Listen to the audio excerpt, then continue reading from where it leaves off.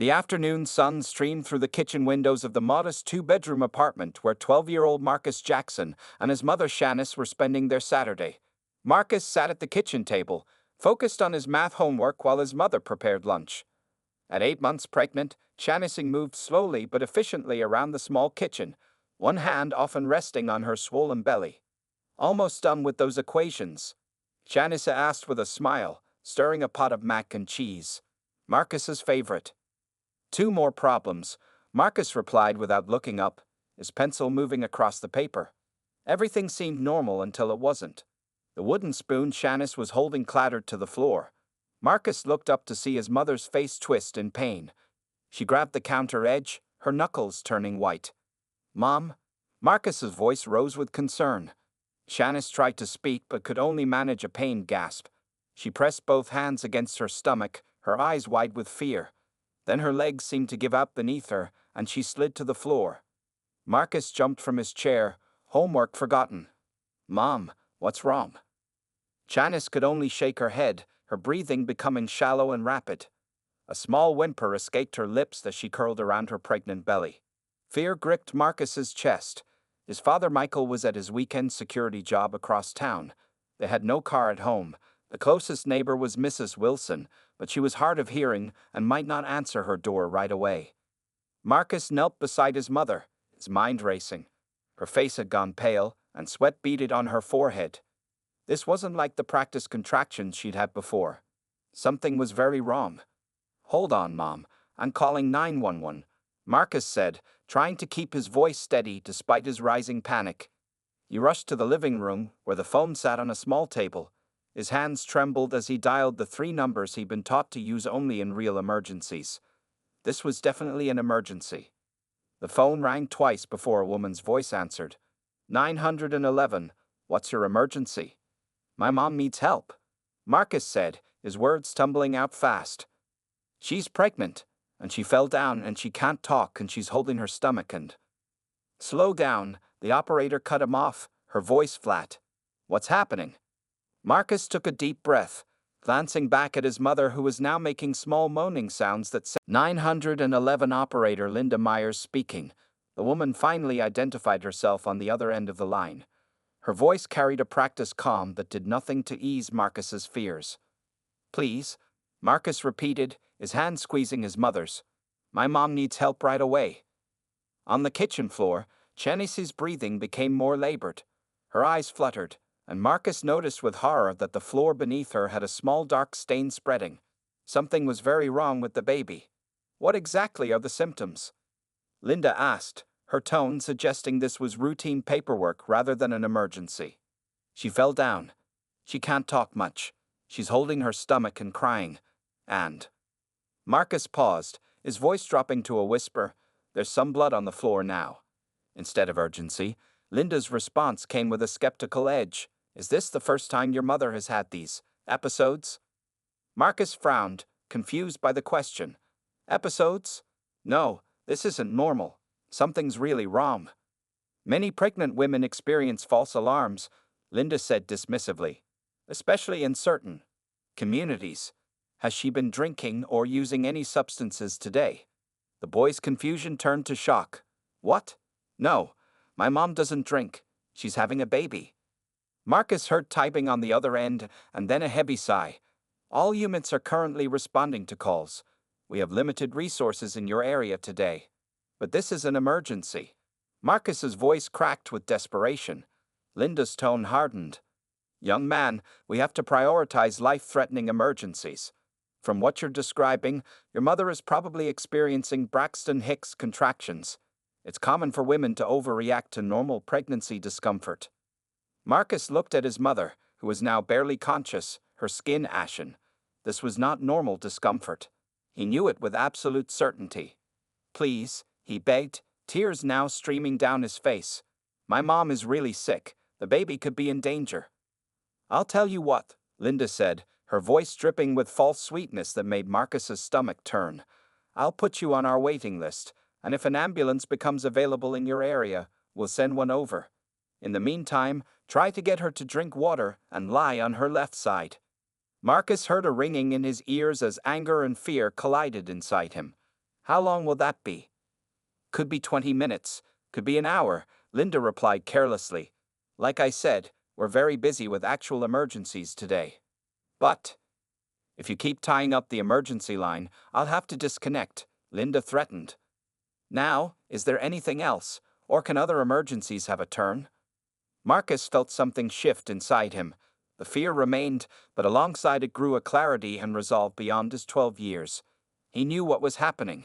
He'd experienced this kind of treatment before, at stores where security followed him, at school when teachers assumed he couldn't understand the material, in parks when mothers pulled their children closer as he walked by. The 911 operator wasn't going to help them because of where they lived, because of who they were. I understand, Marcus said, his voice suddenly steady. Thank you for your time. We'll send someone when we can, Linda said, sounding relieved to end the call. Before you go, Marcus said quickly, remembering something his father had taught him, can I have your operator number and name for our records? There was a pause. This is Linda Myers, operator 4873. Thank you, Ms. Myers, Marcus said politely. He carefully placed the phone back in its cradle, his young mind already forming a plan. His mother's life, and his unborn sister's, depended on what he did next. Marcus stood frozen for only 3 seconds after hanging up the phone. His mother's soft moans pulled him back to the dire reality unfolding on their kitchen floor. Janice's eyes were half closed now, her breathing shallow and irregular. The blood stain beneath her had grown larger. Mom, stay with me, Marcus said, kneeling beside her. He gently brushed damp hair from her forehead. I'm going to get help. Janice weakly squeezed his hand. Baby, call your father, she managed between labored breaths. Marcus nodded, his young face setting with determination. The 911 system had failed them, but he wasn't out of options. He reached for the cordless phone again and dialed his father's cell number. The phone rang 5 times before going to voicemail. Dad, it's an emergency, Marcus said clearly, fighting to keep his voice steady. Mom collapsed. She's bleeding. The 911 lady won't send help. I'm at home with Mom now. Please come quick or call someone who can help us. He hung up and immediately dialed again. This time, he left a second, shorter message. Dad, we're at home. Mom needs to go to the hospital now. Time was running out. Marcus knew his father's workplace was nearly 40 minutes away, even if he left immediately. A hospital was only 15 minutes by car, but they had no vehicle and apparently no ambulance coming. Marcus looked around desperately, his mind racing through possibilities. Mrs. Wilson next door was retired and stayed home most days, but she was in her 70s and didn't drive anymore. The Taylors across the hall had a car, but Marcus had seen Mr. Taylor leave earlier that morning. Ms. Rivera in apartment 2 worked weekends. His eyes fell on his mother's phone, sitting on the kitchen counter. An idea formed in his mind. Mom, I'm going to record what's happening, he told Janice, whose eyes fluttered open at the sound of his voice. Then I'm going to get help from the neighbors. With careful precision that belied his 12 years, Marcus picked up his mother's smartphone and opened the video recording app. He propped the phone against the fruit bowl on the counter, angling it to capture both his mother on the floor and the kitchen clock on the wall. This is Marcus Jackson. It's Saturday, 12:43 p.m., he began, his voice stronger than he felt. My mom is pregnant and having a medical emergency. I called 911 at 12:36 p.m. and spoke to operator Linda Myers, number 4873. She refused to send an ambulance. Marcus moved the phone closer to show his mother's condition, narrating what he saw. My mom is having trouble breathing. She can't stand up. There's blood on the floor. The 911 lady said this isn't a real emergency and that my mom is probably overreacting. He turned the camera to face himself, his eyes shining with unchant tears and fierce determination. I'm going to get help for my mom now because no one is coming. Marcus set the phone to continue recording and placed it where it could capture the scene. Then he ran to the sink, filled a glass with water, and brought it to his mother's lips. Take small sips if you can, Mom, he said gently. I'm going to get Mrs. Wilson. Janice's hand trembled as she reached for him. Be careful, she whispered. I'll be right back, Marcus promised. He tucked a cushion under her head and covered her with the throw blanket from the couch. At the apartment door, Marcus paused and looked back at his mother. The sight of her vulnerable on the floor, her belly swollen with his unborn sister, made his heart pound with fear and anger. The 911 operator's dismissive voice echoed in his mind. Marcus straightened his shoulders. If the system wouldn't help his family, he would find someone who would. He unlocked the door and stepped into the hallway, closing the door carefully behind him. Then he ran to Mrs. Wilson's apartment and began pounding on the door with both fists. "Mrs. Wilson, please help. It's Marcus from 4B. My mom needs help." Marcus's fists pounded against Mrs. Wilson's door with increasing urgency. The hollow echo of each knock made his heart sink further. After 30 seconds of continuous knocking, he pressed his ear to the door. No footsteps, no television sounds, nothing. Mrs. Wilson wasn't home. "Think, Marcus, think," he whispered to himself, backing away from the door. Every second counted. His mother and unborn sister needed help now. Marcus ran down the hallway to apartment 3C where the Taylors lived. He knocked hard, hoping Mrs. Taylor might be home even if her husband wasn't. No answer there either. Sweat beaded on his forehead as he ran to Ms. Rivera's door. He knocked and called out, but again found no one home. It was Saturday, people were out shopping, working, or enjoying the weekend away from home. Marcus leaned against the wall, fighting back tears of frustration. Then he remembered something important. Mr. Green in apartment 5 was a taxi driver. He worked nights and slept during the day, which was why Marcus's father always reminded him to be quiet when passing his door. With renewed hope, Marcus raced up the stairs to the 5th floor. He reached Mr. Green's door and knocked firmly, but not too loudly. He needed to wake the man, not anger him. "Mr. Green? It's Marcus Jackson from 4B, please. It's an emergency," he called, his voice breaking slightly. He was about to knock again when the door cracked open. Mr. Green appeared, his eyes puffy with sleep, still wearing a rumpled t-shirt and sweatpants. "Kid, what's going on?" the man asked, his voice rough from sleep. "My mom collapsed. She's pregnant and bleeding. The 911 operator won't send help," Marcus explained rapidly. "Please, I need to get her to the hospital." Mr. Green's eyes widened, sleep vanishing instantly. "Your mom's bleeding? Pregnant? Why won't they send an ambulance?" "The lady said they're busy with real emergencies," Marcus replied, the injustice making his voice shake. "She said Mom was probably overreacting." Mr. Green's face darkened with understanding. "Give me 2 minutes to put on some clothes and grab my keys. Go back to your mom. I'll be right there." "Thank you," Marcus breathed, relief washing over him. He sprinted back down the stairs to his apartment. When he rushed back in, he found his mother in the same position, but her breathing seemed more labored. "Help is coming, Mom," he said, kneeling beside her. "Mr. Green is going to take us to the hospital." Shanice's eyes fluttered open. "Marcus," she whispered, "you're such a brave boy." Marcus grabbed a small bag and quickly packed what they might need. His mother's purse with her ID and insurance card, her phone charger, and a change of clothes. Then he remembered the phone still recording on the counter. He picked it up, stopped the recording, and slipped it into the bag. Just as he finished, there was a knock at the door. Mr. Green stood there, fully dressed now, car keys in hand.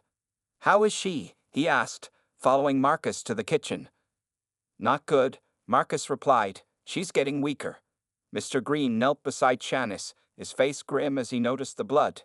"Ma'am, I'm going to help you to my car. We need to get you to the hospital right away." "Thank you, Leon," Shanice managed weakly. With careful movements, Mr. Green lifted Shanice in his arms. She cried out in pain, and Marcus felt tears spring to his eyes. "Open the doors for me," Mr. Green instructed Marcus, who ran ahead to clear their path. As they made their way down the hallway to the elevator, Miss Patel from apartment 4C opened her door. "What's happening?" she asked, alarmed at the sight. "My mom needs to get to the hospital," Marcus explained quickly. "The ambulance wouldn't come." Miss Patel's expression shifted from concern to determination. "I'm a nursing student. I'll come with you." The elevator doors opened, and the small group hurried inside. Marcus held the bag tightly against his chest, his mother's recorded call safely inside. His quick thinking had secured help when the system had failed them, but the hardest part still lay ahead. As the elevator descended, Marcus's phone buzzed. His father was calling back at last. The elevator doors slid open with a soft ding that seemed impossibly calm against the crisis unfolding. Marcus answered his phone with trembling fingers. "Dad," he exclaimed, his voice a mixture of relief and urgency. "Marcus, what's happening? Is your mother okay?" Michael Jackson's deep voice boomed through the speaker, thick with worry. "We're taking Mom to the hospital now," Marcus explained as they moved quickly through the building lobby. "Mr. Green from 5A is driving us. The 911 lady wouldn't send help." "What?" Michael's voice rose in disbelief. "Put Mr. Green on the phone." Marcus handed his phone to Mr. Green as they reached the building entrance. The taxi driver balanced Shanice carefully while taking the phone. "Michael, it's Leon. Your boy says 911 refused to send an ambulance," Mr. Green said, his tone serious. "Shanice is conscious but bleeding. We're heading to Mercy General right now." Miss Paddle held the door open as Mr. Green carried Shanice outside to where his yellow taxi waited by the curb. "I'll meet you there," Michael's voice crackled through the phone. "And Leon, thank you, brother." Mr. Green handed the phone back to Marcus. "Your dad's on his way," he said, gently placing Shanice in the backseat of his taxi. Miss Paddle slid in beside Shanice, immediately checking her pulse and placing a gentle hand on her forehead. "Her pulse is rapid but steady," she reported. "Shanice, can you hear me? I'm Plea Paddle, a nursing student from your building. We're going to take care of you." Marcus climbed into the front passenger seat, clutching the bag with his mother's phone. He turned to keep his eyes on his mother, who seemed smaller somehow against the taxi's worn upholstery. "Hospital's about 12 minutes away," Mr. Green said, starting the engine. "I know some shortcuts." Just as they prepared to pull away, the building's front door burst open again. Mrs. Wilson, the elderly neighbor Marcus had first tried to reach, hurried toward them as quickly as her arthritic knees would allow. "Marcus," she called. "I was in the laundry room and heard what happened. Is your mother all right?" "We're taking her to the hospital," Marcus explained through the open window. Mrs. Wilson nodded decisively. "I'll follow in my son's car. He left it with me this weekend." She held up a set of keys. "I was a labor and delivery nurse for 30 years before I retired." "That would be wonderful," Ms. Paddle said. "I'm still in training." "Go now," Mrs. Wilson urged. "I'll be right behind you." Mr. Green pulled the taxi away from the curb, driving with careful speed. He switched on his hazard lights and took the first shortcut, a service road behind the apartment complex that would bypass 3 traffic lights. "The baby," Shanice murmured, her hand protecting her swollen belly. "Please save my baby." "We will," Miss Paddle assured her, holding her hand. "Try to stay calm and take slow breaths." In the front seat, Marcus stared straight ahead, his young face set with determination beyond his years. The neighborhood blurred past the windows as Mr. Green navigated the streets with professional precision. "You did good, kid," Mr. Green said quietly to Marcus. "Real good. Your quick thinking is getting your mom the help she needs." Marcus nodded silently, throat too tight for words. His world had narrowed to this moment, the rumble of the taxi engine, his mother's labored breathing, and the desperate hope that they would reach the hospital in time. Behind them, a blue sedan appeared, Mrs. Wilson following as promised. What had begun as a crisis facing a single family had transformed into a community effort. Neighbors who barely spoke beyond casual greetings had united in minutes, creating a makeshift emergency response team when the official system had failed. The taxi sped through a yellow light, the hospital's emergency entrance appearing in the distance like a beacon of hope. "Almost there," Mr. Green announced. "Hang on, Shanice. Just a few more minutes." The taxi screeched to a halt at the emergency entrance of Mercy General Hospital. Before Mr. Green could even turn off the engine, Marcus had his door open and was running toward the sliding glass doors. "Help! My mom needs help!" he shouted, his voice cracking with desperation. 2 nurses at the intake desk looked up, startled by the small boy's sudden appearance. Marcus pointed frantically toward the taxi. "She's pregnant and bleeding. Please hurry." The urgency in his voice triggered an immediate response. One nurse grabbed a wheelchair while the other called for a doctor. They rushed outside where Mr. Green and Ms. Patel were carefully helping Shanice out of the back seat. Patient is approximately 8 months pregnant with active bleeding, Ms. Patel reported, speaking the medical language she had learned in nursing school. Possible placental abruption. She's been conscious but growing weaker. No ambulance response. The hospital staff exchanged confused glances at the mention of no ambulance, but their training took over. A doctor in blue scrubs appeared, quickly assessing Shanice's condition. Get her to labor and delivery stat, he ordered. Prepare OR3 and page Dr. Ramirez. Everything happened in a blur. The nurses transferred Shanice from the wheelchair to a gurney. The doctor fired rapid questions about her condition while checking her vital signs. A hospital bracelet was placed around her wrist, and within minutes, they were wheeling her through double doors marked authorized personnel only. Mom, Marcus called, trying to follow. A nurse with kind eyes stopped him gently. Your mom needs emergency care, sweetheart. You can wait right here in this special room. As soon as we know anything, we'll come tell you. Mrs. Wilson arrived just then, slightly out of breath. I'm with the boy, she explained to the nurse. His father is on the way. The nurse nodded and directed them to a small private waiting room. Mr. Green and Ms. Patel joined them, all four forming a protective circle around Marcus. You should get back to your taxi route, Marcus said to Mr. Green, suddenly worried about the man losing income. You've already helped so much. Mr. Green shook his head firmly. Some things are more important than money, kid. I'm staying until your dad gets here. Marcus sat down heavily on a plastic chair, the events of the past hour catching up with him. His hands were shaking. Mrs. Wilson noticed and sat beside him, placing her warm hand over his. You were incredibly brave today, she said. Your mother would be so proud. I just wish the 911 lady had helped us, Marcus said quietly. Why didn't she believe me? The adults exchanged glances, a silent conversation passing between them that contained decades of shared experiences.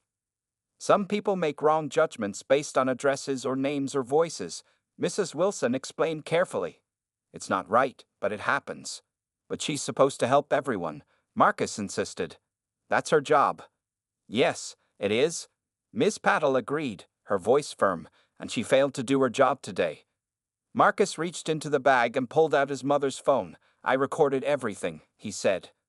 The 911 call and what happened after. Mr. Green's eyebrows shot up in surprise. You recorded it? Marcus nodded. Dad always says to document things when people aren't doing what they're supposed to. He says it's the only way to make things change. Before anyone could respond, the waiting room door burst open. Michael Jackson rushed in, still wearing his security guard uniform, his face etched with worry. Marcus, he exclaimed, pulling his son into a tight embrace. Where's your mother? Is she okay? They took her to surgery, Mrs. Wilson explained. The doctor seems to think it might be placental abruption. Michael's face paled. That's serious, very serious. Dad, Marcus said, pulling back to look at his father. The 911 operator wouldn't send help. She said Mom was probably overreacting and that they were too busy with real emergencies. Michael's expression hardened. What? I recorded everything, Marcus said, holding up the phone. Just like you taught me. Michael Jackson's hands trembled slightly as he took the phone from his son. The small waiting room fell silent as he pressed play on the video Marcus had recorded. The sound of his son's voice, so young yet so clear and deliberate, filled the room. This is Marcus Jackson. It's Saturday, 12:43 p.m. My mom is pregnant and having a medical emergency. Michael's expression darkened as the recording continued, capturing Shanice's labored breathing and Marcus's desperate attempts to get help. When they reached the part where Marcus had recorded his call with Linda Myers, the 911 operator, Michael's jaw clenched tightly. Has she been drinking or using any substances today? Linda's voice asked on the recording. What? No, my mom doesn't drink. She's having a baby. Marcus's response was filled with confusion and shock. By the time the recording ended, showing Marcus's quick thinking and actions afterward, Michael's eyes shone with a mixture of pride and fury. You did everything right, son, he said quietly, placing a hand on Marcus's shoulder. Everything. A doctor in surgical scrubs entered the waiting room then, her face serious but not grim. Family of Shanice Jackson? Michael and Marcus both stood immediately. "I'm her husband, and this is our son," Michael said. "How is she? And the baby?" "Mrs. Jackson is stabilized," the doctor explained. "She experienced a partial placental abruption. That's when the placenta separates from the uterine wall. It's a very serious condition that can be fatal for both mother and baby if not treated immediately." Marcus's hand found his father's, squeezing tightly. "We performed an emergency C-section," the doctor continued. "Your daughter is small at just over 4 pounds, but her vitals are strong. She's in the NICU where she'll need to stay for several weeks, but we expect a full recovery." "And my wife?" Michael asked, his voice barely above a whisper. "She lost a significant amount of blood. We had to perform a transfusion, but she's responding well. She's in recovery now." Relief washed over Michael's face. "Can we see them?" "Your wife will be waking up soon. You can visit her in about 30 minutes. As for the baby, one visitor at a time in the NICU, after they've been properly prepped." Michael nodded, thanking the doctor. As she left, he turned to the neighbors who had stepped up in their time of need. "I don't know how to thank you all," he said, his voice thick with emotion. "If you hadn't helped." "Your boy is the real hero," Mr. Green said firmly. "He knew exactly what to do when that operator failed him." Michael looked down at the phone in his hand, his expression hardening again. "And now, I know what I need to do." While Marcus visited his mother in recovery, Michael stepped out into the hallway and made 3 phone calls. The first was to his brother-in-law, who worked as a reporter for the local news station. The second was to his cousin, who practiced law specializing in civil rights cases. The third was to Pastor Williams, whose church had deep connections throughout the community and city government. By evening, the recording had been securely backed up in multiple locations. Copies were in the hands of the hospital administration, the city's emergency services director, the mayor's office, and 3 local news outlets. The response was swift. By Sunday morning, Linda Myers had been placed on administrative leave pending investigation. By Monday, the story had made national news, with Marcus's carefully recorded evidence serving as irrefutable proof of negligence and discrimination. The Emergency Services Department released a statement promising a thorough investigation and appropriate action. But Michael, along with his growing team of advocates, made it clear that promises weren't enough. "This isn't just about one 911 operator," Michael explained to Marcus as they sat together by Shanice's hospital bed. "It's about making sure no family ever faces what we did. Your courage gave us the evidence we needed to demand real change." Shanice, still weak but improving, squeezed her son's hand. "My brave, smart boy," she whispered. "You saved your sister's life. And mine." 6 months later, the Jackson family gathered in their living room, now filled with colorful balloons and a banner reading "Welcome Home, Baby Miracle." Friends and neighbors crowded the small apartment, passing around plates of food and taking turns holding the newest member of the family. Baby Miracle, officially named Maya Hope Jackson, cooed and gurgled in Mrs. Wilson's experienced arms. After weeks in the NICU and several follow-up appointments, she had finally been given a clean bill of health by her doctors. "She's a fighter, just like her big brother," Mrs. Wilson said, smiling at Marcus, who sat nearby, watching his sister with protective eyes. Marcus had changed over these months. The quiet, studious boy had found his voice. His teachers noticed he spoke up more in class. His friends saw how he stood taller, more confident. The community recognized him as a young hero whose quick thinking had saved 2 lives. Michael entered the living room, his arm around Shanice's waist. She had recovered fully, though the experience had left emotional scars that were taking longer to heal. "Everyone, if I could have your attention," Michael called out, and the room quieted. "We have some news to share." All eyes turned to the Jackson family as they stood together near the fireplace. "Today, the City Council unanimously approved the new Emergency Response Accountability Act," Michael announced. "Starting next month, all 911 calls will be reviewed regularly for response times across different neighborhoods. Operators will undergo mandatory bias training, and a civilian oversight committee will ensure equal emergency services for all communities." Applause and cheers filled the room. Mr. Green whistled loudly from the back. "But that's not all," Shanice added, her voice strong and clear. "The mayor's office called this morning. They've created a new youth advisory board for emergency services, and they've asked Marcus to be its first chairperson. Marcus looked down shyly as everyone clapped for him. Miss Patel gave him a thumbs up from across the room. "There's one more thing," Michael said, his voice growing serious. "Yesterday, Linda Myers was formally charged with criminal negligence and violation of civil rights. The investigation found a pattern of delayed responses to calls from minority neighborhoods going back 3 years." A heavy silence fell over the room. Justice was necessary, but there was no joy in seeing another life ruined, even one that had caused such harm. Marcus stepped forward, surprising everyone. "Can I say something?" Michael nodded, placing a supportive hand on his son's shoulder. "What happened to us was wrong," Marcus began, his voice small but steady. "But what matters most is that it never happens to anyone else. My teacher says one person can change the world. I didn't believe that before, but now I think maybe it's true." He looked around at the faces of neighbors who had become like family. "When the 911 lady wouldn't help us, our community did. Mrs. Wilson, Mr. Green, Miss Patel, you all showed me what real emergency response looks like. People helping people, no matter what." Marcus reached out to touch his baby sister's tiny hand.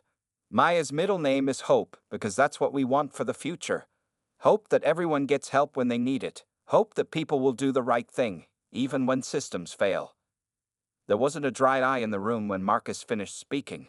Even Mr. Green, known throughout the building for his tough exterior, wiped away a tear. Later that evening, after the guests had gone home and Maya was asleep in her crib, the Jackson family sat together on their couch. The news played quietly on the television, showing footage of the city council meeting and a brief clip of Marcus standing with the mayor. "You know," Shanice said, hugging her son close, "when I was lying on that kitchen floor, I was so scared. Not just for the baby, but for you. I worried about what would happen to you if—" "But it didn't happen," Marcus said firmly, "because we're stronger together. That's what Dad always says." Michael smiled, his arm around his family. "That's right. And now the whole city knows what I've always known. My son is the bravest, smartest kid in the world." Outside their window, the sun set on a community forever changed by the actions of one 12-year-old boy who refused to give up when the system failed him.